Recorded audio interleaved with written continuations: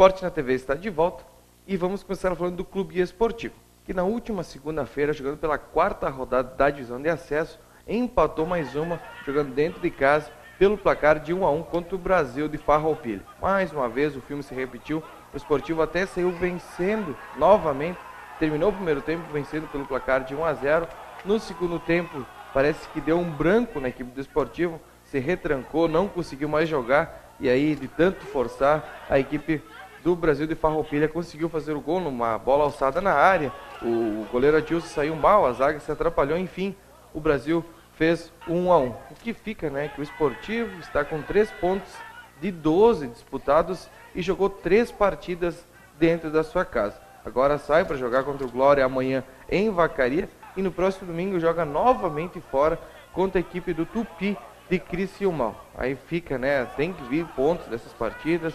O Rodrigo Carpegiani, infelizmente, não tem culpa do que está acontecendo. Os jogadores que vêm falhando, ele não tem culpa nenhuma. Muitas vezes ele quer fazer algumas alterações, não tem ninguém no banco para trocar.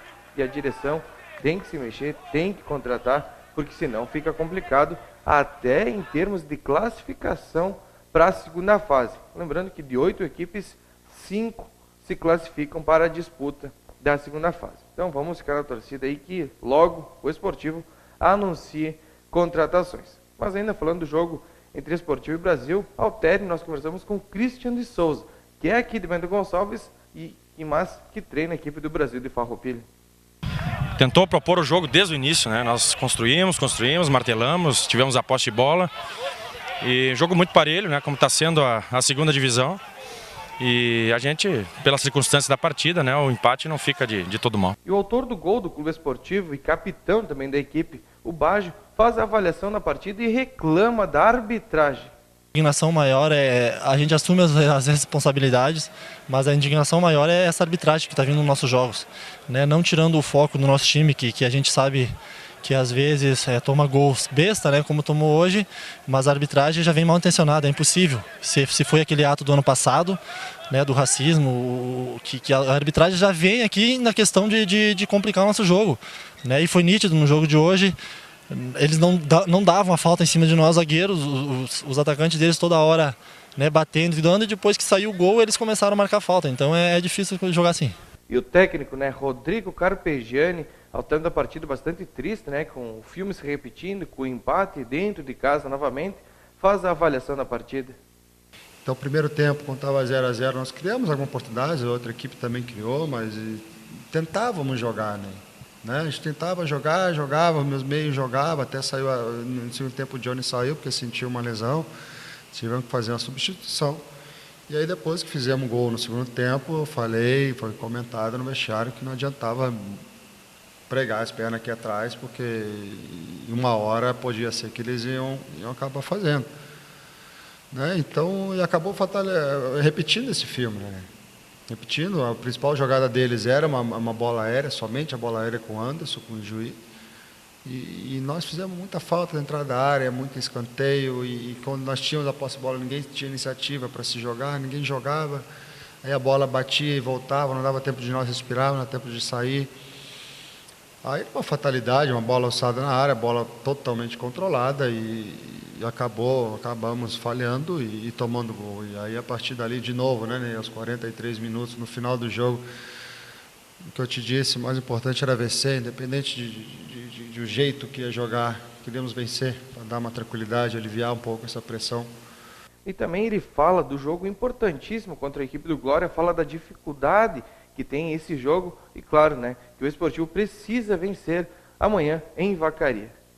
Difícil, Fabiano, vai ser difícil, como todos os outros jogos são difíceis. Né? Mas hoje a equipe do Brasil é um bom time, diferente daquele time que nós jogamos, que nós sabíamos que tinha qualidade, mas era um time mais pesado, que onde nós jogamos melhor, diferente de hoje. Então vai ser um jogo difícil, vamos ter que trabalhar, não tem para onde correr. Na verdade, não tem nem muito o que trabalhar, né, Fabiano? Nós temos que recuperar, levantar de novo essa confiança, levantar essa autoestima que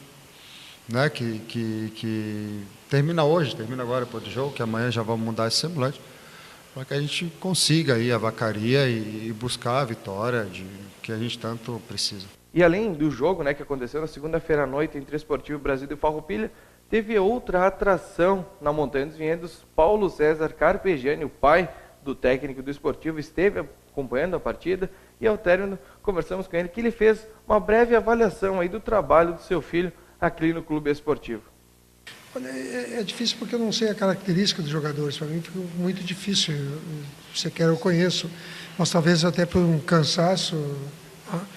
Fez as trocas quando estava o resultado a seu favor, talvez tenha sido por um cansaço.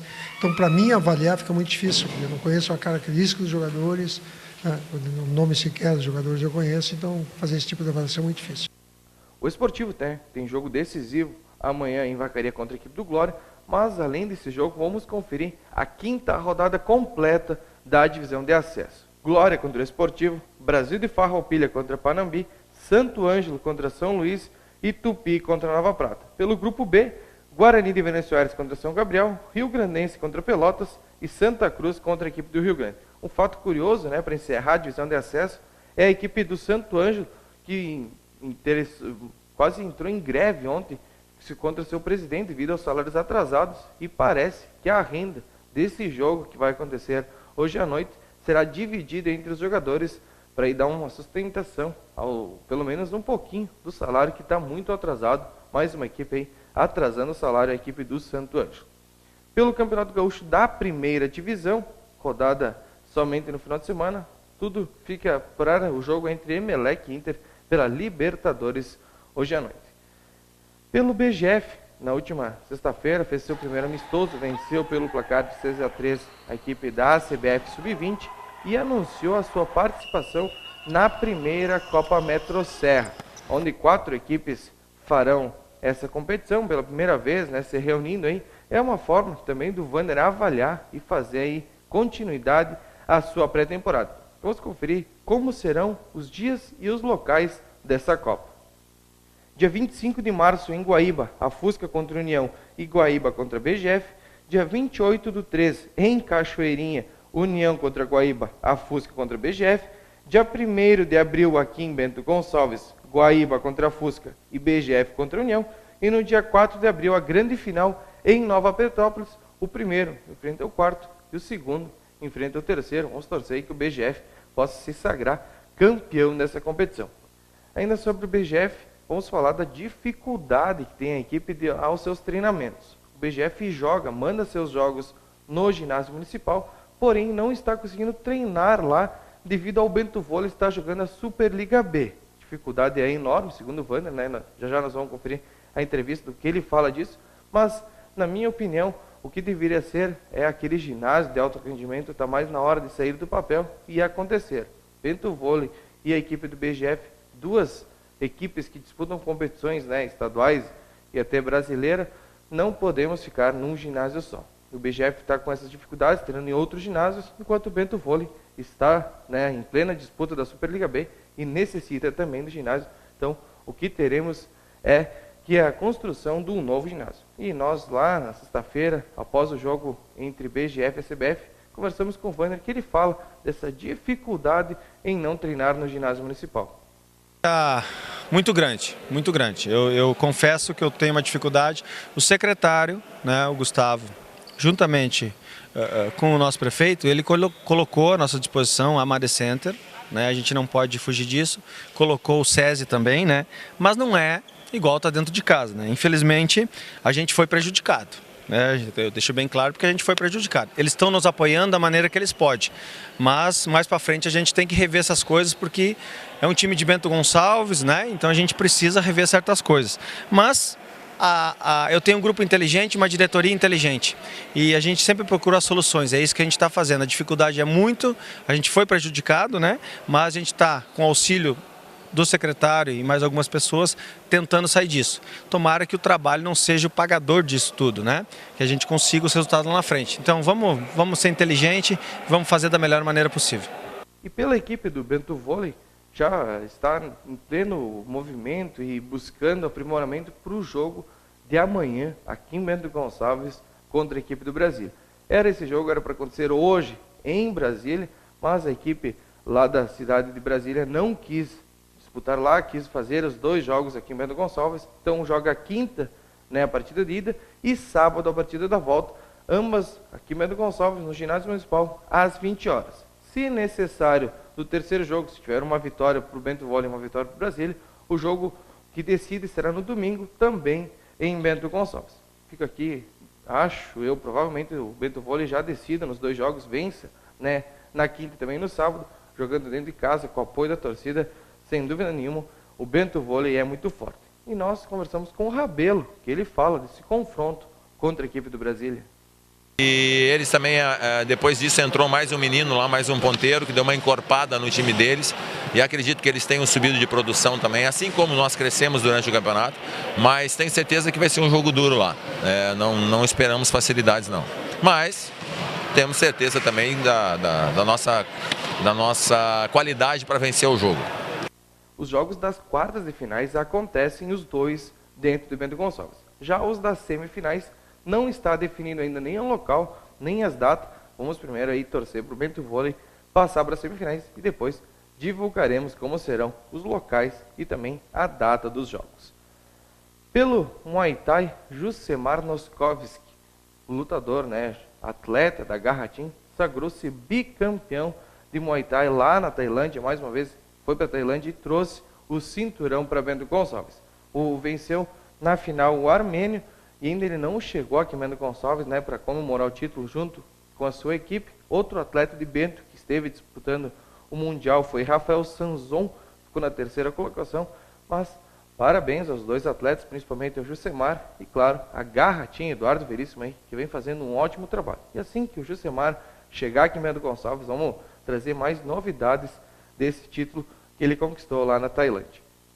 Pelas competições amadoras aqui de Bento Gonçalves, a Copa Amizade, que vem repercutindo muito, e a segunda rodada parece que não teve nenhum imprevisto maior, tudo dentro dos conformes, algumas expulsões normais de jogo, e ontem teve uma reunião lá na Secretaria de Esportes para definir uma comissão que julgará as confusões que dá durante a competição. Será os 5 atletas das equipes, né, um representante de cada equipe, sorteados 5, um representante da Secretaria, um representante da arbitragem e um representante da imprensa, que foi me solicitado que eu faça parte. Então vamos aí esperar que não precisa se reunir, que nada de mais aconteça na Copa Amizade e sim corra em pleno vapor.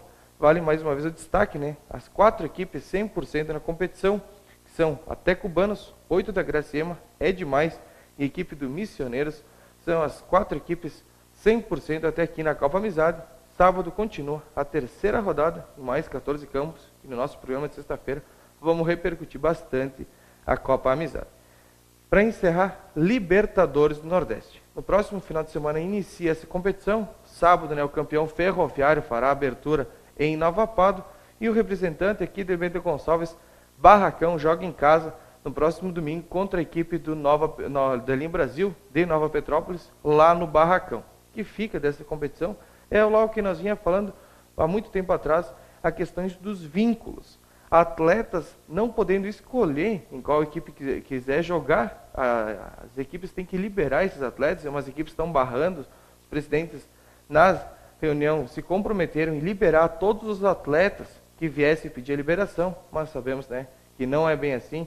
Atletas ficarão sem jogar por não poder escolher as equipes em quem quiser defender. Então fica aí, né, a organização se omitiu em mudar isso e as equipes estão sendo prejudicadas. Barracão, tem 2 ou 3 atletas aí que querem jogar no Barracão, mas não conseguiram a sua liberação. Então, infelizmente, vão ficar sem jogar, prejudicando o atleta que não joga e também a equipe que não pode contar com esses jogadores. Tá certo?